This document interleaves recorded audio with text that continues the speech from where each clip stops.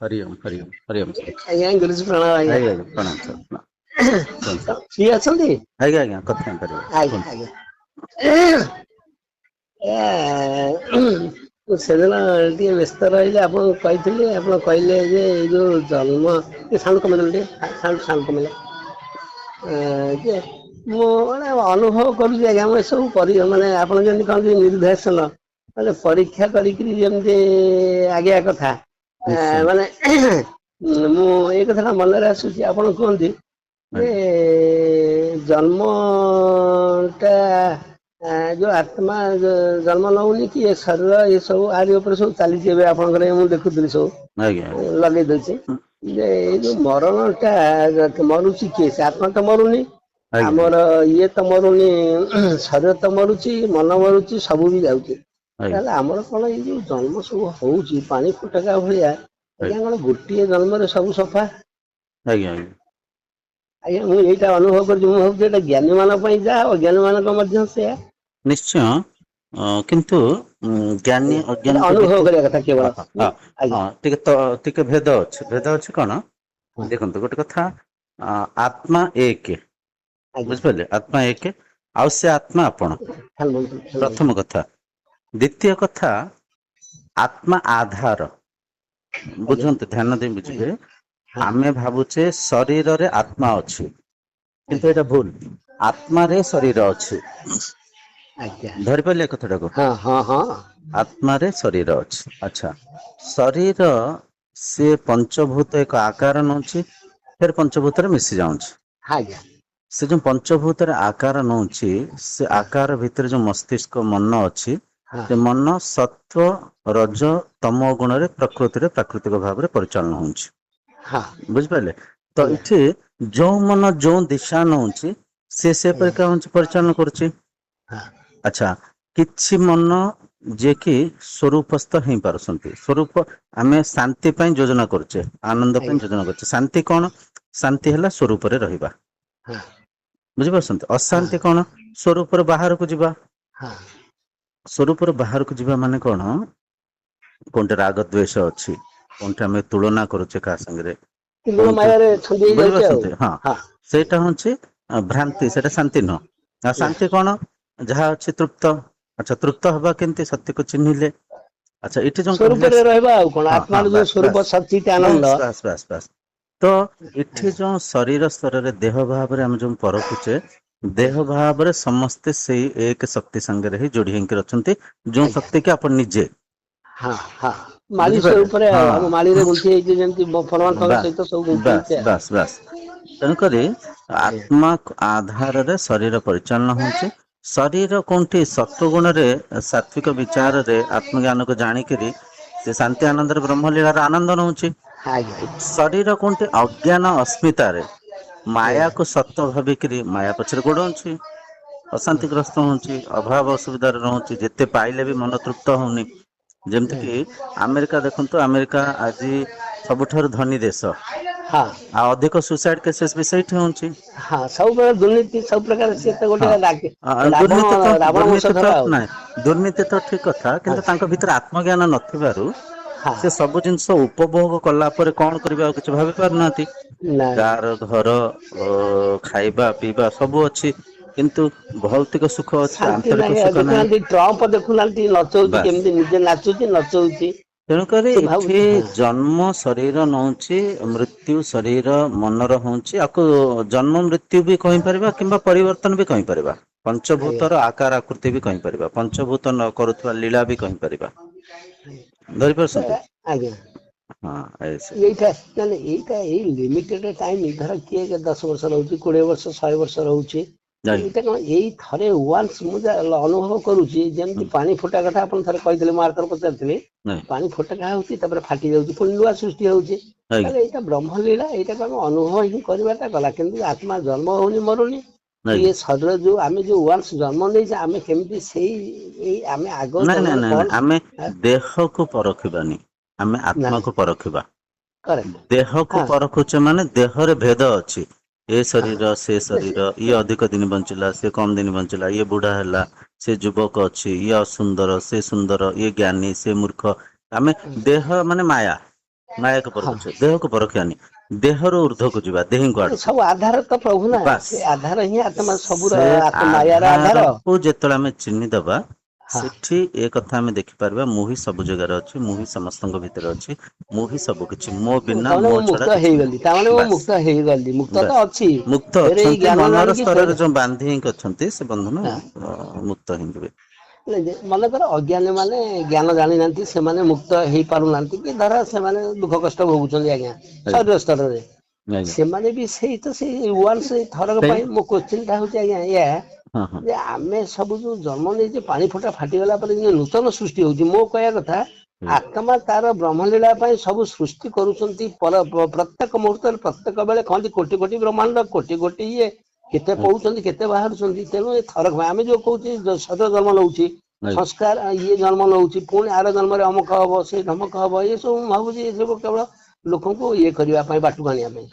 ବାସ୍ ବାସ୍ ବାସ୍ ଠିକ ମୁଁ ଏଇଟା ଠିକ ଠିକ ସେଇଥିପାଇଁ ଠିକ ସେଇଥିପାଇଁ ମୁଁ ଗୋଟେ ଦେଖୁଥିଲି ଆଜ୍ଞା ଗୀତାରେ, ଆଜ୍ଞା ଯେ ଯାହା ହଉଛି ଠିକ ହଉଛି, ତା ଭିତରେ ଗୋଟେ ଗୁଢ ତତ୍ତ୍ୱ ଦେଇ ଦେଇଛନ୍ତି ନା, ଠାକୁର ଆଜ୍ଞା ଦେଇନାହାନ୍ତି କି? ଆଜ୍ଞା ଆଜ୍ଞା ତେଣୁ ଆମେ ସେଇଟାକୁ ଧରି ପାରୁନେ, ଆମେ ଉପରେ ଉପରେ ଉଡୁଛେ। ବାସ୍ ସେଥିପାଇଁ ବାସ୍ ସେ ବାସ୍ କହିଲେ ଯାହା ହଉଛି ଠିକ ହଉଛି, ଯାହା ହେଇଥିଲା ଠିକ ହେଇଥିଲା, ଯାହା ହବ ମଧ୍ୟ ଠିକ ହବ। ଏଇଟା ତତ୍ତ୍ୱ ପାଇଁ। ନିଶ୍ଚୟ ଅଜ୍ଞାନୀ ନିଶ୍ଚୟ ମାନେ ତ ସେମାନେ ମୁହଁରେ କାନ୍ଦୁଛନ୍ତି, ଆମେ ଖାଲି ଦେଖିବା କଥା। ଆଜ୍ଞା ନାଟକ ଆଜ୍ଞା ଚାଲିଛି, ସିନେମା ଆପଣ କହିଲେ ଏଟା ଫିଲ୍ମ, ଆଜ୍ଞା ଆଜ୍ଞା ଇଏ ସୃଷ୍ଟିଟା ହଉଛି ଆଜ୍ଞା ଫିଲ୍ମ। ଆଜ୍ଞା କାରଣ ଫିଲ୍ମ ଯେମିତି କିଛି ନାହିଁ, ଲାଷ୍ଟକୁ ମୁଁ ଅଛି ଆଉ କେହି ନାହାନ୍ତି, ଫିଲ୍ମ ଆଜ୍ଞା କରିଦେଇ ବସିକି ଦେଖୁଛି, ନିଜେ ଦେଖୁଛି, ଅନ୍ୟମାନେ ବି ଦେଖୁଛନ୍ତି। ବାସ୍ ବାସ୍ ବାସ୍ ଠିକ କହିଲେ ତେଣୁ ଏଇଟା ସାରେ ମୁଁ ସେଇ କଥା ଭାବିଲି, ଆଜ୍ଞା ତେଣୁ ଆମେ ଆମର ମୁକ୍ତି ଚାଲିଗଲେ ଗଲା, ଆମେ ବୁଝଉଥାଏ, ଯେତିକି କର୍ତ୍ତବ୍ୟ କରୁଥାଏ, ବାସ୍ ଯିଏ ବାସ୍ ଧଇଲା ଧଇଲା, ନ ଧଇଲା ବାସ୍ ନାହିଁ। ବାସ୍ ବାସ୍ ସିଏ ବାସ୍ ସେମିତି, କିନ୍ତୁ ଆଉ ଜନ୍ମ ନଉନାହାନ୍ତି କି ସେମାନେ। ମୁଁ ସେଇଆ କହିବା କଥା ଏଇଆ, ଧର ଜଣେ ଅଧା କରିଛି, ଅଳ୍ପ ଜ୍ଞାନ ଅଛି, କି ମୂର୍ଖଟିଏ, ତାଙ୍କର ଆଉ ମୁକ୍ତି କଣ ସେମାନେ ହେଇପାରିବେନି କି, ନାଇଁ ଜାଣିପାରିବେନି ନା, ନାଇଁ ସେ କିଛି ମୁକ୍ତି ନାହିଁ। କଣ ଆମେ ବୁଝିବା ଦରକାର, ମୁକ୍ତି କଣ? ମୁକ୍ତି ଆଜ୍ଞା ସତ୍ୟକୁ ଚିହ୍ନିବା। ସତ୍ୟକୁ ହଁ ଯେତେ ଦିନ ଯିଏ ଯୋଉ ଶରୀର ସ୍ତରରେ ଚିହ୍ନି ନାହାନ୍ତି, ସେ ହଁ ସେମିତି କାମୁଡି ବିଦାରେ ହେଇକି ବାହାରେ ରହିବେ। ଆଉ ସେମିତି ରହିଲେ ସ୍ୱରୂପର ରୋଗରେ ସଢିବେ, ସେଇ ପ୍ରକାର ହବ, ସ୍ୱରୂପର ସେଇ ପ୍ରକାର ସ୍ୱରୂପର ଅଶାନ୍ତିରେ। ଉର୍ଦ୍ଧ୍ୱରେ ରହିବେ। ହଁ ଯୋଉଠି ହଁ ଚିହ୍ନି ଗଲେ, ଯୋଉ ଅବସ୍ଥାରେ ବି ଥିଲେ ଆମେ ଆନନ୍ଦରେ ରହିପାରିବା। ହଁ ଏତିକି କେବଳ ଫରକ। ବାକି ସେ ଯୋଉ ଅଜ୍ଞାନୀ ଆମେ କହୁଛେ, ସେ ବି ସେଇ ବ୍ରହ୍ମ, ସେ ବି ସେଇ ପୁନର୍ଜନ୍ମ ଆତ୍ମା। ହଉଛି, ଇଏ ନା ହଉଛି, ନା ସଜ ନା ହଉଛି, ଆର ଜନ୍ମରେ ପୁନର୍ଜନ୍ମ ଅମୁକ ହେଇଥିଲା, ମିଛ ମିଛ ଅମୁକ ହବ। ମିଛ ସବୁ ମିଛ। ଏସବୁ ଗପ କାହାଣୀ କହିକି ଲୋକଙ୍କୁ ବାନ୍ଧିବା ପାଇଁ ବିଭିନ୍ନ ଯୋଜନା କରାଯାଉଛି। କିନ୍ତୁ ସବୁ ଏଇ ଲିମିଟେଡ ଟାଇମ ପାଇଁ, ଯାହା ଜଣା ବାସ୍ ପଡିଲା, ଆଜ୍ଞା ଯାହା ହଉଛି ପାଣି ଫୋଟକା ଭଳିଆ, ବାସ୍ ଆମର ସ୍ୱପ୍ନ ଭଳିଆ, ଇଏ ଆଜ୍ଞା ସବୁ ଲୀଳା ହଉଛି। ଆପଣ କେବଳ ସେଥିପାଇଁ କହିଲା, ସଂସାରରେ ଥିବ ଯେତେ ଦିନ ଆନନ୍ଦ କରୁଥିବ ମନ। ତେଣୁ ନିଶ୍ଚୟ ଆମେ ଆନନ୍ଦରେ ରହି ବର୍ତ୍ତମାନକୁ ଦେଖିବା, ଆଜ୍ଞା ଅତୀତ ଭବିଷ୍ୟତ ଚିନ୍ତା କରି ଆମେ କାହିଁ ମାୟରେ ବାୟା ହବା। ଯିଏ ମାୟରେ ବାୟା ହଉଛନ୍ତି, କହିବା ତାଙ୍କୁ, ସିଏ ଯଦି ଆମ ସାଙ୍ଗରେ ସାମିଲ ହେଲେ ନହେଲେ ନାହିଁ, ବାସ୍ ନହେଲେ ବାସ୍ ନାହିଁ, ବାସ୍ ଆଉ ବାସ୍ କଣ? ବାସ୍ ବାସ୍ ଆମେ ଛାଡିଦବା, ସେଇଟା ବ୍ରହ୍ମଲୀଳା। ଠିକ୍ ଯୋଉଟାକୁ କହିଲେ ଆମେ ବୁଝେଇବା, ଯିଏ ଆମ କଥାରେ ଆଇଲା, ସିଏ ଆମ ସାଙ୍ଗରେ ଆନନ୍ଦ ନେଲା। ବିଲକୁଲ ଯିଏ ଠିକ୍ କହିଲେ। ଆମ କଥାରୁ ବାହାରି ଗଲା, ସିଏ ନିରାନନ୍ଦ ନେଲା, ଦୁଃଖ ନ କଲା। ବୁଝିବା ହିଁ ତାଙ୍କ ପାଇଁ ଶ୍ରାପ୍ୟ, ଦୁଃଖ। ଆଉ ଆଜ୍ଞା ନା ନା ନା, ସାପ୍ୟ ଆଉ କେମିତି ହବ? ସେ ବା ସବୁ ତାଙ୍କ ଲୀଳା, ବ୍ରହ୍ମ ନାଇଁ ଲୀଳା ନାଇଁ ପରା। ଲୀଳା ଯେ ଦେଖନ୍ତୁ, ଲୀଳାରେ ସାପ ଆଉ ଅଭିଶାପ ଏଠି କୋଉଠି ହଁ ହେଲା ସେ ନାଇଁ ସେ ଯେମିତି କଥା ଆପଣ ନୁହଁ, ନାଇଁ ନାଇଁ ବୁଝିବା ନ ବୁଝିବା ମାନେ କଥା, ସ୍ୱରୂପକୁ ଶରୀର ଆସିପାରିବନି। ଶରୀର ନାଇଁ ସ୍ତରରେ ଦେଖନ୍ତୁ ଗୋଟେ କଥା, ଏମିତି ବୁଝନ୍ତୁ, ସିନେମା ଦେଖୁଛନ୍ତି, ହଁ ସିନେମାର ଶାନ୍ତି ନବା ପାଇଁ ଚାହିଁବେ ନା ନାଇଁ? ହଁ ଶାନ୍ତି ନେବା ପାଇଁ ଚାହିଁବା। ସିନେମା ଯିଏ ଯେତେ ଦର୍ଶକ ନବ ନା ଆଉ।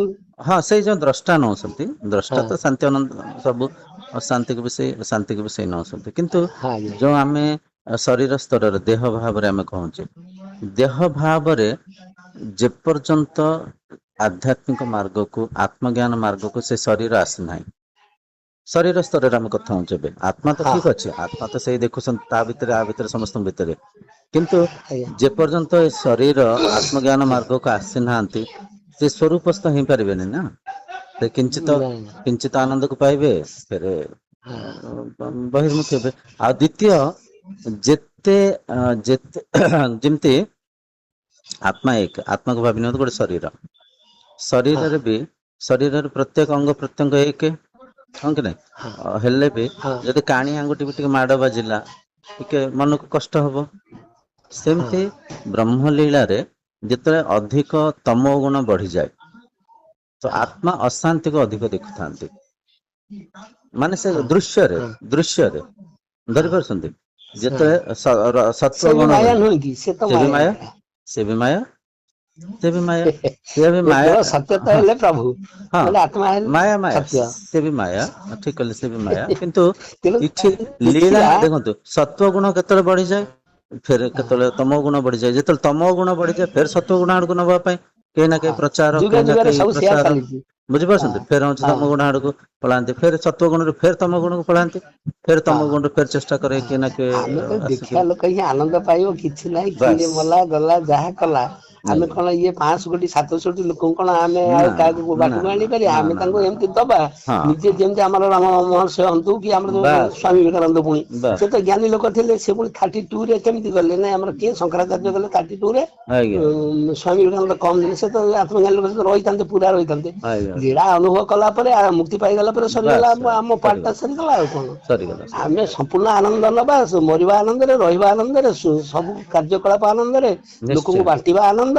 ଆମ କାମ ନିଶ୍ଚୟ ହେଲା ଆମେ ନିଶ୍ଚୟ ଲୋକଙ୍କୁ ନିଶ୍ଚୟ ଦିଗଦର୍ଶନ ଦବା।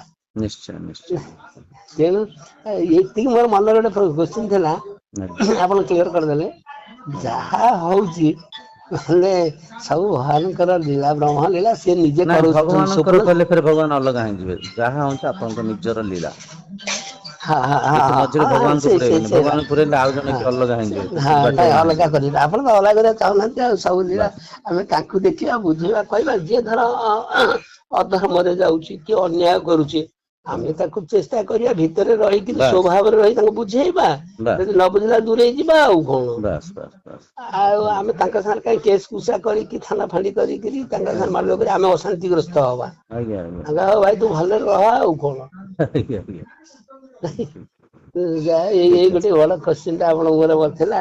ମୁଁ ସେଇଆ ଆଜ୍ଞା ଭାବିଲି, ମୁଁ କହିଲି ପାଣି ଫୋଟକା ଯାହା, ତାମାନେ ଭଗବାନ ସୃଷ୍ଟି କରୁଛନ୍ତି ବାରମ୍ବାର। ସେ ସବୁବେଳେ ଆଜ୍ଞା ସୃଷ୍ଟି କରୁଛନ୍ତି, ସବୁବେଳେ ବାସ୍ ଫାଟି ବାସ୍ ଯାଉଛି ପାଣି। ଲୀଳା ଲୀଳା ଚାଲିଛି ଆଉ ଏ ହେଲା ଭାବ ଲୀଳାଟା ଜାଣିବା ପାଇଁ ଆମେ କହୁଛେ, କିଛି ଲୀଳା ମାନେ କିଛି ଲୋକମାନେ, କିଛି ଦର୍ଶକ ଜାଣନ୍ତୁ, ଲୀଳାକୁ ଅନୁଭବ କରନ୍ତୁ ବୋଲି ଆମେ ଗୋଟେ ଆନନ୍ଦ ବାଣ୍ଟୁଛୁ ଆଉ କଣ। ଆଜ୍ଞା ଆଜ୍ଞା ଆଜ୍ଞା ଆଜ୍ଞା ଯୋଉଟା କହନ୍ତି ଜନ କଲ୍ୟାଣ, ଯୋଉଟା କହୁଛନ୍ତି, ସେ ନିଶ୍ଚୟ କଣ ସେଇଟା? ନିଶ୍ଚୟ ନିଶ୍ଚୟ ଜନ କଲ୍ୟାଣ, ତାହେଲେ ଆମେ ଜନ କଲ୍ୟାଣ ପାଇଁ ଆମେ ଚେଷ୍ଟା କରିବା, ବାଟକୁ ଆଣିବା, ଲୋକଙ୍କୁ ସାଥିରେ ଆଜ୍ଞା ଆଣିବା, ବାସ୍ ଚେଷ୍ଟା କରିବା। ଚେଷ୍ଟା ଯିଏ ଜନ ବାହାରକୁ ଗଲା ଗଲା କଲ୍ୟାଣ, ଗଲା ଆଉ ଜନ ଆଜ୍ଞା କଲ୍ୟାଣ କାହାକୁ ଧନ ଦେଲେ ଅଳ୍ପ ଦିନରେ ଖର୍ଚ୍ଚ କରିଦେବେ, ହଁ ଖାଦ୍ୟ ବସ୍ତ୍ର ଦେଲେ ଅଳ୍ପ ଦିନରେ ସରିଯିବ, ହଁ ହଁ ଛିଣ୍ଡିଯିବ। ସେ ଫିଜିକାଲ ହେଲ୍ପ ଜ୍ଞାନ ଆଉ ହେଲା ସବୁଠାରୁ ବଡ ଦାନ। ହଁ ସେ ହେଲା ବଡ ଆଉ।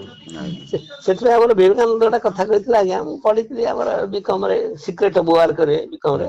ଆଜ୍ଞା ଦି ହୋଲ ନେଚର ଫର ଦି ସୋଲ, ଆଜ୍ଞା ନଟ୍ ସୋଲ ଫର ଦି ନେଚର। ବିୟୁଟିଫୁଲ ନେଚରସ୍ ବହୁତ ବଢିଆ existence is only education of the ସୋଲ, ଥ୍ରୋ ଏଜୁକେସନ ସୋଲ ଫ୍ରି। ଇଏ ବିୟୁଟିଫୁଲ ତ ବିଲକୁଲ ଠିକ ଇଏ ଠିକ ତେଣୁ ଆମେ ଗୋଟେ ଘଣ୍ଟା ଚିନ୍ତା କରିବାନି, କେତେ ଆନନ୍ଦ। ଯଦି ବର୍ଷକ ଚିନ୍ତା ନ କରିବା କେତେ ଆନନ୍ଦ। ଯଦି ହୋଲ ଲାଇଫ ଆମେ ଚିନ୍ତା ନ କରିବା, କେମିତି, ହାଉ ଇଟ୍ ଇଜ ପସିବୁଲ? ତାଙ୍କ ଆଜ୍ଞା ଲେଖାରେ, it is possible only with the knowledge of the spirit, that the faculty of want is annihilated for ever. So ବିଲକୁଲ spiritual help is the highest help, then intellectual help, then physical help. ବିଲକୁଲ perfect ଠିକ କହିଲେ ତେଣୁ ମୁଁ ଏତିକି, ମୁଁ ବହୁତ ଶାନ୍ତି ପାଏ ଆଜ୍ଞା, ଯେବେଠୁ ଗୀତା ପଢିଲି ଆଜ୍ଞା। ମୁଁ କଣ ଆଜ୍ଞା କଲି ଆଗେ ଫାଷ୍ଟ ଆଜ୍ଞା, ଦେଇଦେଲି ସବୁ ପାପ ପୁଣ୍ୟ ସବୁ ଦେଇଦେଲି। ଯାହା କଲି ଭାବିଲି ସିଏ କଲେ, ଯାହା କଲି ସବୁ ସିଏ କଲେ। ଭାବୁ ଭାବୁ ଆସ୍ତେ ଆସ୍ତେ ଆସ୍ତେ ଆସ୍ତେ ଏବେ ଆଜ୍ଞା ଆଇଁଷ ଖାଉଥିଲି। ଆଜ୍ଞା ଆଇଁଷ ମୁଁ ଖାଉଥିଲି ଆଜ୍ଞା, ଆଜ୍ଞା ଏବେ ଆଜ୍ଞା ପୁରୀରେ ରହୁଛି ଆଜ୍ଞା, ଆଇଁଷ ଛାଡିଦେଲି ପୁରୀରେ। ସେଠୁ କଟକ ଆସିଲି, ଛାଡି ଦିଅନ୍ତୁ କଟକରେ ବି ଛାଡି ଦିଅନ୍ତୁ ଛାଡିଦେଲି। ଛାଡି ଦିଅନ୍ତୁ ଆମିଷ ଛାଡି ସବୁ ଦିଅନ୍ତୁ ଛାଡିଦେଲା, ଜୀବ ହିଂସା ପଳେଇ ଯାଉଛି ନା, ଆମେ ଆଜ୍ଞା ଆନନ୍ଦରେ ତୃପ୍ତ ହେଇପାରିବାନି ନା, ଆମର କୋର୍ଟ ଆଜ୍ଞା କଚେରିରେ ଆଜ୍ଞା ରହିଯିବା ନା। ଆଜ୍ଞା ସୁନ୍ଦର ତେଣୁ ସୁନ୍ଦର ମୁଁ ସେଇଟା ସୁନ୍ଦର ପୁରା ଛାଡିଦେଲି ବା ଆଜ୍ଞା। ଅତି ମୁଁ ଆପଣ ସୁନ୍ଦର ଯେତେବେଳେ ଥରେ ତୁଳସୀ ଦେଇଥିଲେ, ଯାଇଥିଲେ ଆମ ମଠକୁ, ଆଜ୍ଞା ମୁଁ ଆଜ୍ଞା କହିଲି ଆଜ୍ଞା ଠାକୁର ଗୁରୁଜୀ ଆମକୁ ଦେଇଛନ୍ତି ମାନେ, ଏଇ ଗୋଟେ ବ୍ରହ୍ମ ଯେମିତି କହନ୍ତି, ଗୋଟେ ମହାପ୍ରସାଦ ଆମକୁ ଦେଇଛନ୍ତି। ଆଜ୍ଞା ମୁଁ ଆଜ୍ଞା ଖାଉନଥିଲି, ସେଠୁ ଫେର ଆଜ୍ଞା ଟିକେ କହିଲି ନାଇଁ, ପୁରୀରେ ତ ଖାଉନି, କଟକରେ ଖାଉନି, ପୁଅ ଝିଅ ଅଛନ୍ତି କଟକରେ। ସେଇଠୁ କହିଲେ ଆଜ୍ଞା ଆଉ ଆଜ୍ଞା ଗାଁରେ ବି ଖାଇବିନି, ଜଗତସିଂହପୁରରେ ଖାଇବିନି, ତାପରେ ବନ୍ଧୁବାନ୍ଧବ ଘରେ କାଳେ ଖାଇଦେବି। ତେଣୁ ଆଜ୍ଞା ମୁଁ ଆଜ୍ଞା କେବଳ ଖାଲି ଲିମିଟେଡ଼ ସୋମବାର, କଣ ଶୁକ୍ରବାର, ବୁଧବାର ଖାଏ ଆଜ୍ଞା, ଜାଣିଲେ। ଆଚ୍ଛା ତେଣୁ ଆଚ୍ଛା ମୁଁ ସେଇଟାକୁ ଅଇଛା ବର୍ତ୍ତମାନ ସମ୍ପୂର୍ଣ୍ଣ ଛାଡିଦବାକୁ ବସିଛି। ଅତି ମାନେ ସୁନ୍ଦର ଅତି ଠାକୁର ବି ସୁନ୍ଦର ଦେଲେଣି ବୁଦ୍ଧି। ମୁଁ ଯିଏ ଆଇଁଷ ଏତେ, ମୋ ଝିଅ ଛାଡିଦେଲା, ଜ୍ୱାଇଁ ଛାଡିଦେଲାଣି, ମୁଁ ଛାଡିଦେଲାଣି। ଅତି ଏଇଠି ସୁନ୍ଦର ଏବେ ଅତି ଆସ ସୁନ୍ଦର ଅତି ସୁନ୍ଦର, ଭଲ ଲାଗୁଛି କଥା ଶୁଣିକିରି। ଅସଲି ଆଧ୍ୟାତ୍ମିକ ଆଚରଣ ହେଲା ଅହିଂସା, ସତ୍ୟ, ଆଜ୍ଞା ଅସ୍ତେୟ, ଆଉ ଇଏ ହେଲା ନହେଲେ ତମେ ଅସଲି ପୂଜା। ପ୍ରକୃତ ଶାନ୍ତି କେମିତି ନବ? ପୁଣି ତ ଆତ୍ମା ପାଖରେ ଆଉ ରହିଲ କେମିତି? ସୁନ୍ଦର ସୁନ୍ଦର ଆତ୍ମା ସୁନ୍ଦର ଆତ୍ମଜ୍ଞାନ ଅର୍ଜନ କରିବ ମାନେ, ତମେ ସବୁ ଆତ୍ମାକୁ ଦେଖିବ। ତେଣୁ ସୁନ୍ଦର ଆନନ୍ଦରେ ସୁନ୍ଦର ରହିବ, ତମେ ସୁନ୍ଦର ନେଇପାରିବନି ଆଜ୍ଞା। ବେଳେ ବେଳେ ଆଜ୍ଞା ତ ଚିନ୍ତା ନ ନାହିଁ, ମୁଁ ବେଳେ ବେଳେ ମାନେ ଗୋଟେ ଭୁଲି ଯାଉଛି, ମନ ଆଉ ମନ ବି ଗୋଟେ ଜିନିଷ ଆଉ ରହୁନି ଆଜ୍ଞା ପାଖରେ, କୁଆଡେ ଚାଲି ଯାଉଛି ମୁଁ ଜାଣିପାରୁନି। ଧୀରେ ଧୀରେ ହବ ଆଉ ସେ ହବା ଠିକ ଅଛି ନାଇଁ, ସାର୍ ମୋର ଉଦ୍ଦେଶ୍ୟ ଆଜ୍ଞା, ଆପଣ ଶୁଣନ୍ତୁ।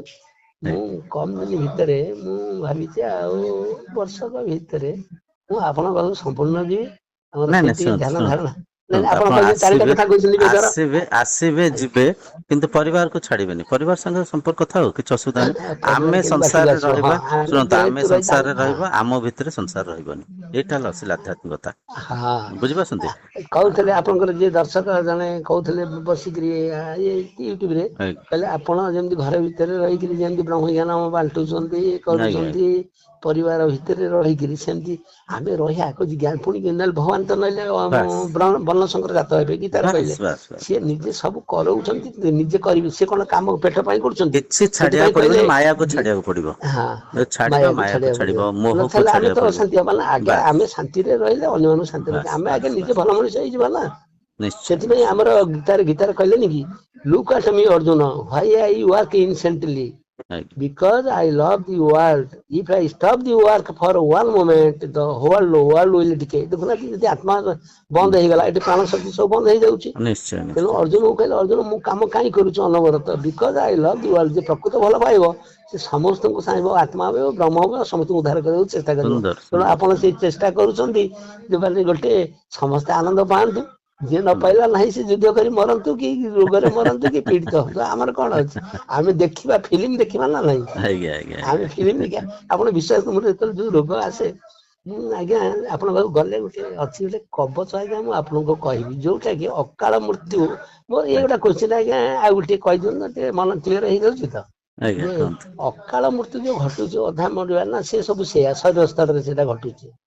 ଦେଖନ୍ତୁ ଜନ୍ମ ଯଦ୍ୟ ସତ୍ୟ ମୃତ୍ୟୁ ବି ଜୀବନର ଗୋଟେ ଅଂଶ ଅଙ୍ଗ ବି ହଁ କହିପାରିବା।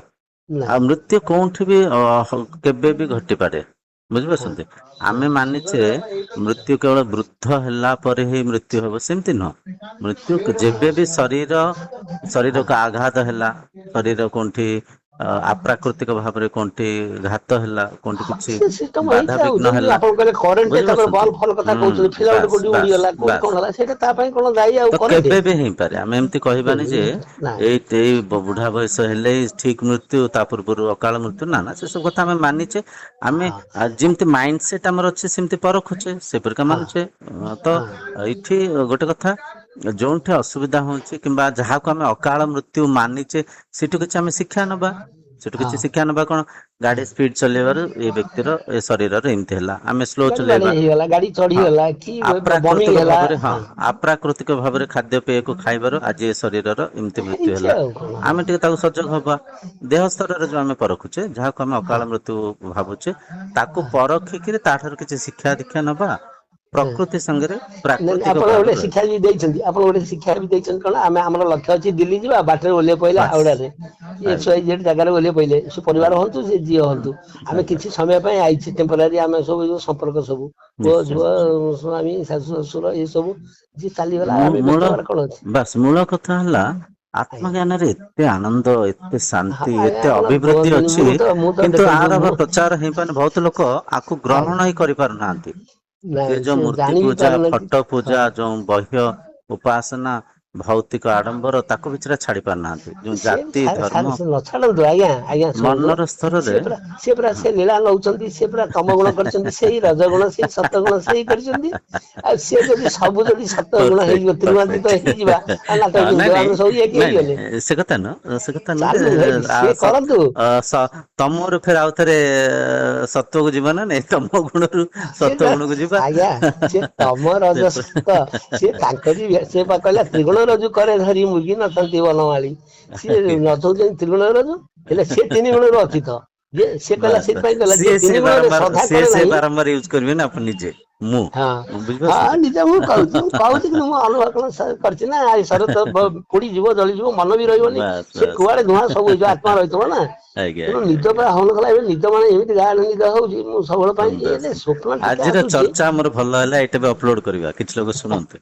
ଆଜ୍ଞା କିଛି ଲୋକ ଆଜ୍ଞା କାନ ଗୀତାରେ ଆଉ ମନ ଗୋଟେ କଥା ପବିତ୍ର ହଉ କହୁଛି ସାର୍ ଗୋଟେ କଥା କୁହନ୍ତୁ କହୁଛି କୁହନ୍ତୁ ଯୋଉ କୁହନ୍ତୁ ଯିଏ କହିଲା ତିନି ଗୁଣରେ ଶ୍ରଦ୍ଧା କରେ ନାହିଁ ତିନି ଗୁଣଙ୍କୁ ଘୃଣା କରେ ନାହିଁ କି ଶ୍ରଦ୍ଧା କରେ ନାହିଁ ଆଜ୍ଞା ତିନି ଗୁଣରୁ ଯିଏ ଅତୀତ ସେ ତ୍ରିଗୁଣାତୀତ ଭକ୍ତ ମୁକ୍ତି ପାଏ ଗୀତାରେ ଅଛି ସୁନ୍ଦର ତିନି ଗୁଣଙ୍କୁ ବିଲକୁଲ ଶ୍ରଦ୍ଧା କରେନି କି ଦ୍ୱେଷ କରେ ନାହିଁ।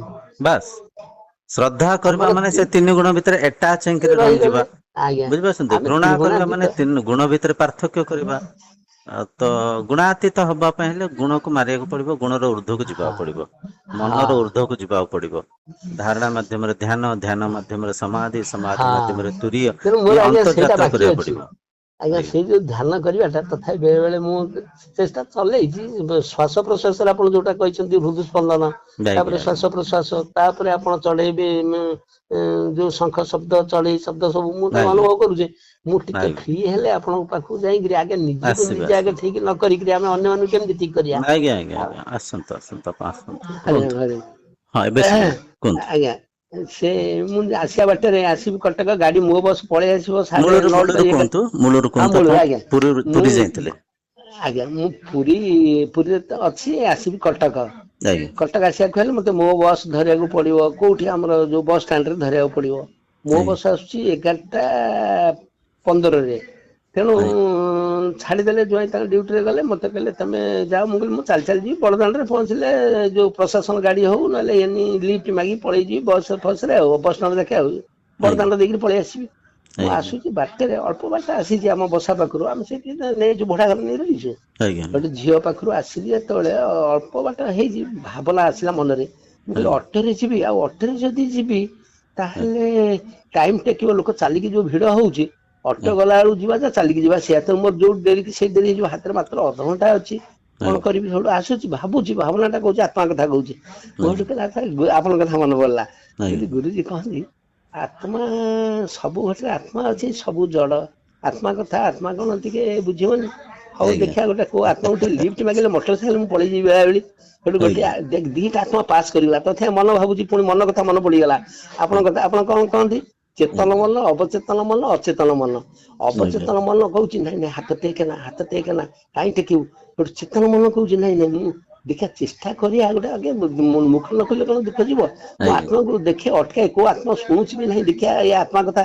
ଆତ୍ମା ଯଦି ଗୁରୁଜୀ କହନ୍ତି, ମୁଁ ଆଜ୍ଞା କଣ କଲି ସେଠୁ ଗୋଟେ ଦିଟା ଲୋକ ପାସ୍ କଲା ପରେ ମୋର ସାହସ ହେଲାନି ତାଙ୍କ ହାତ ଟେକିବା ପାଇଁ, ଗୋଟେ ବିବେକ ବାଜିଲା।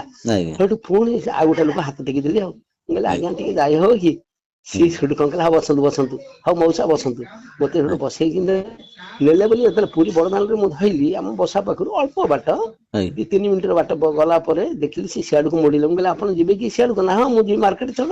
ସେଠୁ ପୁରୀରେ ମାର୍କେଟ ଛକ ଯାକେ ମତେ ନେଇ ଆଇଲେ। ମୁଁ ସେଠୁ 10 ଟଙ୍କା ଦେଇକି ବସି ପଳେଇ ଆଇଲି।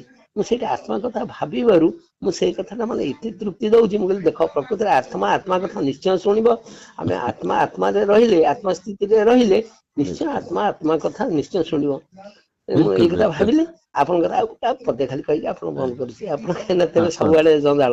ନାଇଁ ସେ କୁହନ୍ତୁ କୁହନ୍ତୁ ମୁଁ କହିଲି ଆତ୍ମା, ମୁଁ କହିଲି ଦେଖନ୍ତୁ ଆପଣଙ୍କର ୟୁଟ୍ୟୁବରେ ଦେଖି ମନରେ ମୋର ଆତ୍ମାର କଥା ହେଲା। ମୁଁ କହିଲି ପ୍ରଭୁଦେବ ଗୁରୁଦେବଙ୍କର ଦୟା ଥିବ, ପ୍ରକୃତିରେ ସିଏ ବି ଜଣେ ଆତ୍ମା, ମୁଁ ବି ଗୋଟେ ଆତ୍ମା। ଆତ୍ମା ଆଜ୍ଞା ଆତ୍ମାକୁ ଚାହୁଁଛି ଟିକେ ଆସନ୍ତୁ ଆମ ମଠକୁ ଆସନ୍ତୁ। ବର୍ତ୍ତମାନ ଆଜ୍ଞା ପଇସା ତାଙ୍କର ଯୋଉ କମ ସମୟ ପାଇଁ ଗଲେ, କମ ଲୋକ ରହିଲେ, ସିଏ ଆଜ୍ଞା ଲୋକ ବି ତାଙ୍କ ଭିତରେ ମେନ୍ ଲୋକ ସବୁ ବଇଥିଲେ ଜାଣିଲେ। କହିଲେ ଆମେ ଆଚ୍ଛା ଆଚ୍ଛା ଗୋଟେ ଆଚ୍ଛା ଆଚ୍ଛା ଆଚ୍ଛା ବଡ ଅନୁଷ୍ଠାନକୁ ଆଜ୍ଞା ଗୁରୁଜୀଙ୍କୁ ଡାକିବା। ସେ ସବୁ ଅଛନ୍ତି ଆଚ୍ଛା ସେଠ ଆଚ୍ଛା ସାଠ ଆଚ୍ଛା ଆଚ୍ଛା ହେଇକିରି ଆସିବେ, ଏକାଥରକେ ବସିବେ। ଆପଣ ଆଚ୍ଛା ଯେମିତି ସେମାନେ ଆଣୁ କହିଲେ ହଁ ହଁ ଯାଉ ଭଲ ସେମାନେ ଲାଗିଛି କହିଥିଲେ। ସେଦିନ ଆମ ଚର୍ଚ୍ଚା ଭଲ ତାଙ୍କୁ। ଲାଗଛି ମାନେ ତାଙ୍କର ଯୋଉ ମେନ୍ ଲୋକଟା ଯିଏ ଖାଲି କୋଶ୍ଚିନ୍ ପଚାରେ, ଆପଣ ତାକୁ କହିଲେନି କାହିଁ ମଉସା ଉଠି ଯାଉଛ? ସେ ଆଜ୍ଞା ଛେପ ଆଜ୍ଞା କାଢିବାକୁ ଯାଉଥିଲା, ସେ ଆକ୍ଚୁଆଲି ଉଠି ଯାଉନଥିଲା। ଓହୋ ହୋ ହୋ ହୋ ମତେ ଆପଣ ଲାଗିଲା କି ଭାବିଲେ ସେ ମଉସା ଉଠିଗଲା। ରାଗିକିରି ଯାହା କହୁଛନ୍ତି କଣ। ସେ ଫେରେ ବୁଝିଗଲା, କହୁଛି ଆରେ ହରି ତୁ ଆକୁ ସେ କାହାକୁ ସେ ବିଭିନ୍ନ ତତ୍ଵ ଉପରେ ମାନେ ଇଏ ଉପରେ ହୁଁ ସେ କହେ, ପୁରାଣ ଉପରେ ଶାସ୍ତ୍ର ଆଜ୍ଞା ପୁରାଣ ଉପରେ ଏଗୁଡା ସେଦିନ ତ ବାଣ୍ଟିଛନ୍ତି ତାଙ୍କ କହେ। ସାଙ୍ଗରେ ବହୁତ ଚର୍ଚ୍ଚା ହେଲା, ବହୁତ କଥା ସେ ସେ ପଚାରିଲେ ଏକଦମ ବୁଝିଲେ। ବୁଝିଗଲେ, କହିଲେ ହରି ଏଇ ଭଳିଆ ଲୋକ ଅଛନ୍ତି। ମୁଁ କହିଲି ଏଭଳିଆ ଲୋକ ମାନେ ଆମେ ସେଇଭଳିଆ ଲୋକ ଆଣିବୁ ଆଉ। ସେଇଭଳିଆ ଲୋକ ଆଉ ଯିଏ ଆଜ୍ଞା ତତ୍ଵ ଜାଣିଛନ୍ତି ଆତ୍ମା ଉପରେ। ସେଠୁ କହିଲେ ହଉ ଆଉ କେତେବେଳେ ତାଙ୍କୁ ଆଣିବୁ। ମୁଁ ଦେଖୁଛି ଆଜ୍ଞା ଚେଷ୍ଟା କରୁଛି। ତେଣୁ ମୁଁ ଟିକେ ମୋର ଏଇ ଯେ ପୁଅ ନାତି କଥା କହୁନଥିଲି କି, ନାତି ଆଜ୍ଞା ଟିକେ ଆସ୍ତେ ଆସ୍ତେ ଆମେ ସାର୍ ଶୁଣନ୍ତୁ, ନେକ୍ସଟ ଆପଣ ଟାଇମ କହିଥିଲେ ଯେତେବେଳେ ଆମେ କାଲି ଟିକେ କରିବା, ଟିକେ ସାର୍ ଶୁଣନ୍ତୁ, ନେକ୍ସଟ ଟାଇମ ଆଜ୍ଞା ଯେତେବେଳେ କରିବା ଆମେ ଆଜ୍ଞା ସାଧାରଣ ଭାବରେ କରିବା। ଏ ଯୋଉ ବାଜା ହାରମୋନିୟମ କିଛି ଆବଶ୍ୟକ ନାହିଁ। କିଛି ବାଜା ଦରକାର ନାହିଁ ବାଲାଙ୍କର ଆପଣ ନେଲେ ସେମାନେ କହିବେ ପଇସା ମଝିରେ ଟିକେ ନଉଛନ୍ତି। ହଁ ଆମର ମୁଁ ଅଯଥା ଏକୁଟିଆ ଯିବି, ପଇସା କିଛି ନେଇ ଖର୍ଚ୍ଚ ଲାଭ କିଛି ହବନି। ନାହିଁ ଆଜ୍ଞା। ବୁଝିପାରୁଛନ୍ତି, ମୁଁ ଏକୁଟିଆ ଯିବି, କିଛି ନାଇଁ ଖର୍ଚ୍ଚ ଆପଣ ହବନି। ଆଉ ଆମେ ଜଣେ ତତ୍ତ୍ୱଜ୍ଞ କହିଥିଲେ, ଆଉ ଜଣେ ଯୋଉ ମୁନି ସମାଜ ଜଣେ କିଏ ଆଉ ଅଛନ୍ତି, ଜଣେ ଆସିବେ ଜଣେ ବୋଲି ଭାଇ ଅଛନ୍ତି, ମୁଁ ଆପଣ ତାଙ୍କୁ ବି 2 ଜଣ ନେଇଯିବି। ଆସିଲେ ତ ପାଇଲା ଆଉ କଣ ଆପଣ ହଁ ଟିକେ ରହିଗଲେ ସିଏ ଯିବି କଥାଟାକୁ ଏମିତି ସେଠି ଦେଖନ୍ତୁ, ଆଲୋଚନା ସେଠି ଆଜ୍ଞା ଦିନେକରେ ସବୁ କଥା ବୁଝି ହୁଏନି। ଆମେ 2-3 ଦିନ କଣ ପ୍ରୋଗ୍ରାମ ସେ କରିବା। କରିବା ପୁରା ଆମର 10,000 15,000 ଭଳିଆ ଲୋକ ସେ ସମାଗମ ସେଠି ହୁଏ ପୁରା କରିବା ମଠ ତାହେଲେ ପୁରା ଫୁଲ। ଆମେ ତେଣୁ ପ୍ରୋଗ୍ରାମ କରିବା ଆପଣ ସେଠି ଶାନ୍ତ ଭାବରେ ବସିକିରି ଚର୍ଚ୍ଚା ହବା ଆଉ ଆଉ ଲୋକ ଯେତେବେଳେ ବସିଯିବେ ଆମ ପଡାର ସମସ୍ତ ଲୋକ ମୁଁ ମାନେ କଣ ହେଲା ଭାଗବତ ସପ୍ତାହ ଚାଲିଛି ତା ନାଇଁ ପୂର୍ବ ଦିନ ମୁଁ ଆଟେମ୍ପ୍ଟ ନେଲି ଆଉ ଠାକୁରଙ୍କୁ ଡାକିଲି ପୁଣି ତାଙ୍କ ମଣ୍ଡପରେ ବସିକି ଆମେ ଜ୍ଞାନ ଯଜ୍ଞ କରିଦେଇ ପାରିଲେ ଆଜ୍ଞା ସେ ନାଇଁ ଯୋଉ ଭଲ ଠାକୁରଙ୍କର ହେଇଥିଲା ସେଦିନ ବି ଚର୍ଚ୍ଚା ଭଲ ହେଇଥିଲା ଆଉ ଲାଇଭ ରେ ବି ତାକୁ ବହୁତ ଲୋକ ଦେଖିଛନ୍ତି 25,000 3,000 ଲୋକ ଲାଇଭ ରେ ଦେଖିଛନ୍ତି ତାକୁ ହଁ ଆମ ଚର୍ଚ୍ଚା ଆଜ୍ଞା ଆଚ୍ଛା ଆଚ୍ଛା ହଁ ଆମ କାମ ହେଲା ବିତରଣ କରିବା ଆମର ସଚିତ ଆନନ୍ଦ ସ୍ୱରୂପ ଆମେ ଆଜ୍ଞା ଆଜ୍ଞା ଆମେ ସମସ୍ତଙ୍କୁ ଆନନ୍ଦ ଦବା ଭଲ କଥା କହିବା ଆନନ୍ଦ କରିବା ଆମେ ରହିଲେ ଆଉ କଣ ଆଜ୍ଞା। ଆଜ୍ଞା ଆଜ୍ଞା ହଁ ଠିକ ଆଜ୍ଞା ଧନ୍ୟବାଦ ମୁଁ ଏଇ କଥାଟା କହିଲି ଆତ୍ମଥିଲେ ତ ଆତ୍ମାର କେତେ ଦୟା ଦେଖନ୍ତୁ। ଆଉ ସେ ଲୋକ ହାତ ଟେକି ଦେଲେ ମତେ ସେ ଆଣି ପୁଣି ଛାଡିଲା ମାନେ ଗୋଟେ ମୁଁ ଆଉ 10 ଟଙ୍କା ଗୋଟେ କୋଉଠି ତାଙ୍କୁ କଥା ଖର୍ଚ୍ଚ କରିଥାନ୍ତି ଗୋଟେ କଥା ଆଜ୍ଞା ଆମେ ଯଦି ସମସ୍ତେ ଆତ୍ମଜ୍ଞାନର ପ୍ରଚାର କରିବା ସଂସାର ଆଉଥରେ ଏକ ହେଇକି ରହିବ। ଆମେ କଣ ଯୋଉ ସତ୍ୟ ଯୁଗକୁ ଝୁରୁନେ ସେ ଯୁଗ ଆଉ ଥରେ ସମ୍ଭବ କିଛି ଅସମ୍ଭବ ନୁହଁ। ହଁ ସେଇ ମନ ସେଇ ଇନ୍ଦ୍ରିୟ ସେଇ ପ୍ରକୃତି ସେଇ ସଂସାର କିଛି ପରିବର୍ତ୍ତନ ନୁହେଁ ଆମେ ଖାଲି ମାନସିକ ସ୍ତରରେ ଆମେ ଟିକେ ଲୋଭି ହେଇଯାଇଛେ ଆମେ ଟିକେ କାମି ହେଇଯାଇଛେ। ସେ ହଁ ମନକୁ ଆଉଥରେ ଆମେ ସଜାଡି ଦେଲେ ସମ୍ପୂର୍ଣ୍ଣ ସଂସାର ଆଉଥରେ ସୁଧୁରିଯିବ। ହଁ ନାଇଁ ବୁଝିପାରୁଛନ୍ତି ତାକୁ ସଜାଡିବେ ସବୁ ଆମେ ମାନେ ତ ସଜାଡିବା ନା ବାସ୍ ଆଉ ତାକୁ ଆମେ ମାନେ ସେମାନେ ହିଁ ସଜାଡିବେ ସଜାଡିବା ଯିଏ 3 ଗୁଣର ଅଧିତ ବାସ୍ ବାସ୍ ସେମାନେ ତ ତମରେ ଅଛନ୍ତି ରଜୁକୁ ବାସ୍ ଯିବେ ବାସ୍ ରଜରୁ ସତୁକୁ ଯିବେ ଟାଇମ ଲାଗିବ ବାସ୍ ବାସ୍ ତେଣୁ ବାସ୍ ସେଥିପାଇଁ ଆଉ ଗୋଟେ କଥା ବି ଆପଣ ଥରେ କହିଲେ ଯୋଉ ନାମ ଉପରେ ଆପଣ କହିଲେ ଯୋଉ ନାମଟା ବାନ୍ଧି ରଖୁଛି ଭଲ କିନ୍ତୁ ନାମ ଯେ ସର୍ବସ୍ୱ ସେଆ ନୁହେଁ ନା ନାମିକି ନା କୁହ ନାମରୁ ନାମୀଙ୍କୁ ଚିହ୍ନିବା ପାଇଁ ବାସ୍ ଅନ୍ତରକୁ ଯିବାକୁ ଆମେ ପଡିବ। ଯେହେତୁ ରାଧାରାଣୀ କଣ ଆମର ଯୋଉ ମୀରାବାଇ ଯେତେବେଳେ କୃଷ୍ଣଙ୍କୁ ପାଇକିରି ରାମକୃଷ୍ଣ ପରମହଂସ ମାଙ୍କୁ ପାଇକିରି ଯେତେବେଳେ ସେ ତୃପ୍ତ ହେଲେନି ପୁଣି ଗୁରୁ କରି ତତ୍ତ୍ୱ ପାଇଲେ ଯେ ସୁନ୍ଦର ସର୍ବବ୍ୟାପକ ସୁନ୍ଦର ତତ୍ତ୍ୱ ପାଇଲେ ସୁନ୍ଦର ସେଇଟା ଯଦି ନ ପାଇବ ତେଣୁ ଆପଣ ଲାଭ ଡାଇରେକ୍ଟ କିଛି ନାହିଁ। ବ୍ରହ୍ମବାଣ ମାରି ଦଉଛନ୍ତି ତ ତେଣୁ ଲୋକ ଇଏ କିଛି ଓର ପାଉନାହାନ୍ତି ଆପଣ ବ୍ରହ୍ମ କିଏ କହିଲେ ବ୍ରହ୍ମ ଅସ୍ତ୍ର ନାଇଁ ନାଇଁ ପାଇବେ ପାଇବେ ପାଇବେ ଧୀରେ ଧୀରେ ବହୁତ ଧୀରେ ଲୋକ ଧୀରେ ବି ଯୋଡି ହେଲେଣି। ଏଇଭଳିଆ ଟିକେ ଲୋକ ରହିଲେ ନାଇଁ ନାଇଁ ଗାଁରେ ଆମ କଥାକୁ କହିଛି ମହାଜନ ଜନଗତ ସପନ୍ଥା ଆମେ ଯେତେବେଳେ ଆଗେଇ ନବା ଲୋକମାନେ ସେଇଠି ଆସ୍ତେ ଆସ୍ତେ ଶୁଣିଲେ ଫାଷ୍ଟ ବର୍ଷ ମୋର ଆଜ୍ଞା ତାପରେ ଆଜ୍ଞା ମୁଁ ଚେଷ୍ଟା କରି ବେଣୁମାଙ୍କ ସାର୍ କଥା ବି ଯେ ମଠର ପ୍ରଯୋଜକ ବାଲା ବି ଅଛନ୍ତି ଆଜ୍ଞା ମୁଁ ସବୁବେଳେ ଇଆଡେ ପୁରୀ ଭୁବନେଶ୍ୱର ଆଡେ ରହୁଛି ତ ମୁଁ ଗାଁରେ ରହିଲେ ଭେଳେଇ ଦିଅନ୍ତି କିନ୍ତୁ ଆଜ୍ଞା ମୁଁ ଏଣେ ରହିଯାଉଛି ତେଣୁ ଆଜ୍ଞା ତାଙ୍କ ସାଙ୍ଗରେ ଯୋଗାଯୋଗ ବି ଚାଲିଛି ସିଏ ବି ଆଜ୍ଞା କହୁଛନ୍ତି ଥରେ ଗୋଟେ ଡକେଇ ଆସି ମଠ ତରଫରୁ ଡକେଇ ମୁଁ କଣ କଲି ଏ ଯୋଉ ପଇସା ଖର୍ଚ୍ଚ ହେଲା ଖର୍ଚ୍ଚ କଲି ମାନେ ମୋ ହାତରୁ କଲି ବ୍ୟକ୍ତିଗତ କଲି ବୁଝିଲେ କି ଆଜ୍ଞା ଆଜ୍ଞା ସେଇଟା ସାମୁହିକ ଆମେ ନବା ମଠ ଦାୟିତ୍ୱ ନବ ଏକଦମ ସୁନ୍ଦର ହବ ତେଣୁ ସେ ଆଜ୍ଞା ଆଜ୍ଞା ଠାକୁରଙ୍କର ଦୟା ଆପଣ ଯାହା ହଉ 2 ଜଣଙ୍କୁ ଆଣିକି ଯେତିକି କରିଦେଇ ଗଲେ ସେଇଟା ଆଜ୍ଞା ଗୋଟେ ହେଇଛି କମ ଲୋକ ଯେମିତି ପଞ୍ଚୁ ପାଣ୍ଡବ ଯେମିତି କୌରବ ବଂଶଧ ଭଳିଆ ସେ ଆଜ୍ଞା ଯୋଉ 5-7 ଜଣ ଦେଖୁଥିଲେ ତା ସାଇଡରେ ଲୋକ ସବୁ ଦେଖୁଥିଲେ ଯେ ଶୁଣୁଥିଲେ ଆଜ୍ଞା ସେ ସବୁ ଆଜ୍ଞା କହୁଛନ୍ତି ବା କହୁଛନ୍ତି ଇଏ କଣ ତତ୍ତ୍ୱ ଉପରେ ଆତ୍ମା କଥା କହୁଛନ୍ତି ଲୋକ ଆତ୍ମା କଣ ଜାଣିନାହାନ୍ତି ନା ଖାଲି ଜାଣିନାହାନ୍ତି ଶରୀର ଜାଣିନାହାନ୍ତି ଶରୀର ଶରୀର ପୂଜା ମଠ ମନ୍ଦିର ଦେବ ପୂଜା ଚାଲୁ ସିଏ ବି ଚାଲୁ ଆମେ ମନା କରୁନୁ ତ ଭଗବାନ ହଁ ତ 3 ହଁ ଗୁଣ ସୃଷ୍ଟି କରିଛନ୍ତି ନାଇଁ ସିଏ ବି ନାଇଁ ଚାଲୁ ଗୋଟେ କଥା ଚାଲୁ ଯେ କିନ୍ତୁ ଉଦ୍ଦେଶ୍ୟ ପୂର୍ତ୍ତି ନହେଲେ ଲାଭ କଣ ଆପଣ ସ୍କୁଲ କୁ ହଁ ଯାଉଛନ୍ତି ସ୍କୁଲରେ ଯଦି ପାଠ ନ ପଢିବେ ବିଦ୍ୟା ଅଧ୍ୟୟନ କରିବେନି ସ୍କୁଲରେ ଯେମିତି ଟାଇମ ପାସ୍ କରିକି ଆସିବେ ଲାଭ କଣ ସେ ସ୍କୁଲ ର ଲାଭ କଣ ସେ ସ୍କୁଲକୁ ଯିବାର ତାପରେ ଆଜ୍ଞା ସେଇଟା ସେମିତି ଠିକ ସେ ମନ୍ଦିର ଯୋଉମାନେ ପରା ନ ବିଦ୍ୟାର ଜାଣୁଛନ୍ତି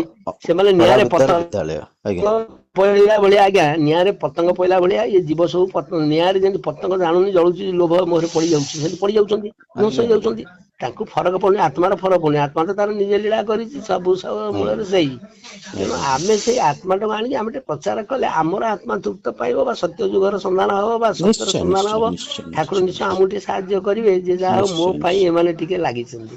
ନିଶ୍ଚୟ ନିଶ୍ଚୟ ନିଶ୍ଚୟ ହବ ସାର୍ ହଉ ଆଜ୍ଞା ଠିକ ବହୁତ ଅଛି ଧନ୍ୟବାଦ ଆଜ୍ଞା ଆଜ୍ଞା ମୋର ହଉ ଜୀବନ ସାର୍ଥକ ହେଲା ମୁଁ ଯୋଉ ଆପଣଙ୍କୁ ଆଣି ମଠରେ କରେଇ ପାରିଲି ମୁଁ ଆଜ୍ଞା କହିଲି ଆଜ୍ଞା ବଟ ବାବା ତୁ ଅଛୁ ଏଠି ସବୁବେଳେ ମହାନ୍ତି ଯଜ୍ଞ ମିଳେ ମୁଁ ଆଜ୍ଞା ଆଣିବି ଗୋଟେ ଦୃଢ ମନୋବଳ ଦେଖ ଆତ୍ମା ହିଁ ୟାକୁ ନେଇ ଆଇଲା ଯେ ନାଇଁ ଏଇଟା ନାଇଁ କଣ ମୋ ଭଲ ହେଲା ଶରୀରରେ ବଢିଆ ହେଲା ସେଦିନ ପ୍ରୋଗ୍ରାମ ବହୁତ ବଢିଆ ହେଇଛି ସେଠି ତେଣୁ କମ ସେଠି ଲୋକ ଏଠି ଦେଖିଲେ ବି କଣ ହେଲା ଜୁଟିଗଲେ ଆମର ଆପଣ ବି ୟୁଟ୍ୟୁବ ରେ କହୁଥିଲେ ଦେଖିଛନ୍ତି ନା 2500-3000 ଲୋକ ଆମର ଲାଇଭ କୁ ଦେଖିଛନ୍ତି ଯୁଆଡେ ହଉଥିବ ତା ପ୍ରତିଫଳ ହେଲା କିଛି ଅସୁବିଧା ନାହିଁ ହଁ ଆଜ୍ଞା ଆପଣ ଆଜ୍ଞା ଆଲୋଚନା ସମ୍ପୂର୍ଣ୍ଣ ଦେଖିଛନ୍ତି ଘଣ୍ଟାଏ ପଇ ସମ୍ପୂର୍ଣ୍ଣ ଆପଣ କଲେ ଦେଖିଛନ୍ତି ଆଉ 1 ଘଣ୍ଟା 35 ମିନିଟ୍ ସମସ୍ତେ ଦେଖିଛନ୍ତି ବହୁତ ଲୋକ ଆଜ୍ଞା କମେଣ୍ଟସ ବି ଆସିଥିଲା ସେ ଭଲ ଫେର ଭଲ ହବ କମିଂ କି ଗୋଟେ ଭଲ ଦିନରେ ଆମେ ଭାବୁଛୁ ଏକାଥରେ ଧର ନିହାତି ଯଦି 500,000 ଭଳି ଲୋକ ଆପଣଙ୍କର ଏଇଟାକୁ ପ୍ରବଚନ ଶୁଣିବେ ଆଜ୍ଞା ବେଶୀ ପ୍ରୋପାଗାଣ୍ଡା ହବ ବେଶୀ ଲୋକଙ୍କର ବେଶୀ ଇଏ ହବ ଆଜ୍ଞା ଆଜ୍ଞା ତେଣୁ ଆଜ୍ଞା ଆତ୍ମା ହେଲା ପାୱାରଫୁଲ ସେ ଯାହା ଚାହିଁଲେ କରିବ ଆଉ କଣ ସିଏ ହବ ଯେତେବେଳେ ହବ ଚାହିଁବ ଆପଣଙ୍କ ହବ ହବ ନିଶ୍ଚୟ ହବ ହଉ ଆଜ୍ଞା ବହୁତ ହଉ ଧନ୍ୟବାଦ ଆଜ୍ଞା ଗୁରୁଜୀ ଆଜ୍ଞା ପ୍ରଣାମ ପ୍ରଣାମ। ହଉ ଆଜ୍ଞା।